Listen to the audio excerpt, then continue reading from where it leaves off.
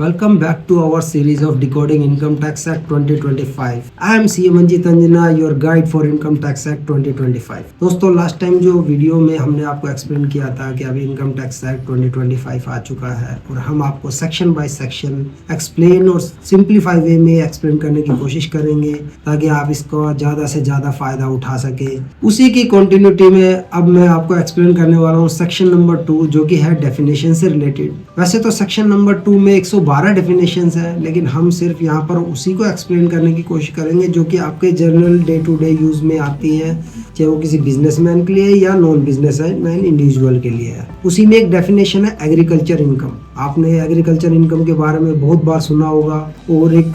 तरीके से सोचा भी होगा कि एग्रीकल्चर इनकम वही है कि जो कि खेत से फसल उगाई जाती है, उस फसल को बेचकर जो पैसा आता है वो एग्रीकल्चर इनकम में आप मान के चलते हैं। दोस्तों ऐसा नहीं है, कुछ ऐसे रेवेन्यू भी हैं जो एग्रीकल्चर इनकम में आ जाएंगे और कुछ ऐसे भी हैं जिनको आपको लगेगा कि यस फसल बेचकर ही आया, लेकिन फिर भी वो एग्रीकल्चर इनकम में नहीं आएंगे। उसी को मैं आपके सामने आज एक्सप्लेन करने वाला हूँ। तो सबसे पहले हम बताएंगे कि एग्रीकल्चर इनकम एक मालिक के लिए और एग्रीकल्चर इनकम उस इंडिविजुअल के लिए जो उस लैंड का मालिक नहीं है लेकिन उस लैंड पर काम करता है, उस लैंड का यूज कर रहा है। तो एक जो लैंड का मालिक है एग्रीकल्चर लैंड का, दोस्तों एग्रीकल्चर लैंड में मैं यहाँ कहना चाहूंगा कि एग्रीकल्चर लैंड वो लैंड है जो कि लैंड रिकॉर्ड में लैंड रेवेन्यू में चढ़ी हुई है गवर्नमेंट के, और कुछ एग्जम्पशंस है कि जिन लैंड्स को यहाँ पर जिस लैंड से रिलेटेड अगर कोई भी इनकम होती है वो आपकी एग्रीकल्चर इनकम में नहीं आएगी। उसको हम लेटर ऑन एक्सप्लेन करेंगे आपको भी। तो एक ओनर है जो एग्रीकल्चर लैंड का जो ओनर है वो उस लैंड पर अगर फसल उगाता है, उस फसल को बेचकर जो उसके पास पैसा आता है वो एग्रीकल्चर इनकम में आएगा। उसी एग्रीकल्चर लैंड से अगर वो कुछ रेंट रिसीव करता है, खुद फसल नहीं उगाता लेकिन किसी को रेंट पे दे रहा है उसी एग्रीकल्चर लैंड को एग्रीकल्चर एक्टिविटीज के लिए, तो उससे जो रेंट आने वाला है वो रेंट भी आपका एग्रीकल्चर इनकम में ही यूज होगा। एग्रीकल्चर इनकम में जो सोर्सेज हैं जैसे कि एग्रीकल्चर प्रोड्यूस से आने वाली इनकम,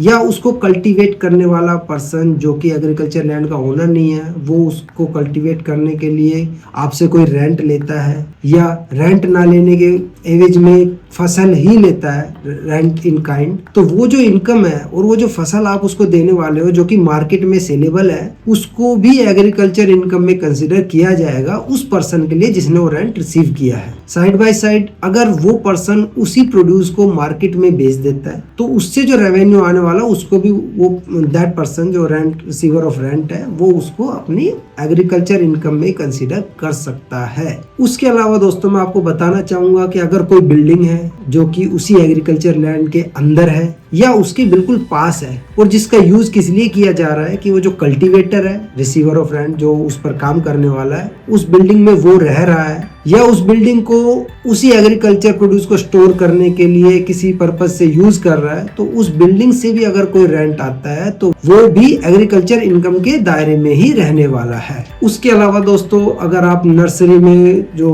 सैपलिंग की जाती है हमारी जनरल भाषा में जिसको छोटे पौध भी बोला जाता है, पौध उगाई जाती है और उसको अगर आप बेचते हो तो उससे जो होने वाली इनकम है उसको भी हम एग्रीकल्चर इनकम में ही कंसीडर करके चलेंगे, वो एग्रीकल्चर इनकम में ही आएगी। लेकिन अगर कोई नर्सरी बना रहा है और उस नर्सरी में पौधे उगाकर उसको बेच रहा है और उसके पास में अगर कोई बिल्डिंग है जिसको वो रहने के लिए यूज कर रहा है तो ध्यान रखिए दोस्तों ये एग्रीकल्चर इनकम में नहीं आएगा। ये एक टेक्निकल पॉइंट है जो मैं आपको एक्सप्लेन करना चाहता हूँ। तो दोस्तों आज की वीडियो में हमने एग्रीकल्चर इनकम को आपके सामने सिंप्लीफाई किया है। मोर अपडेट्स के लिए stay connected with us and subscribe our channel. Thank you.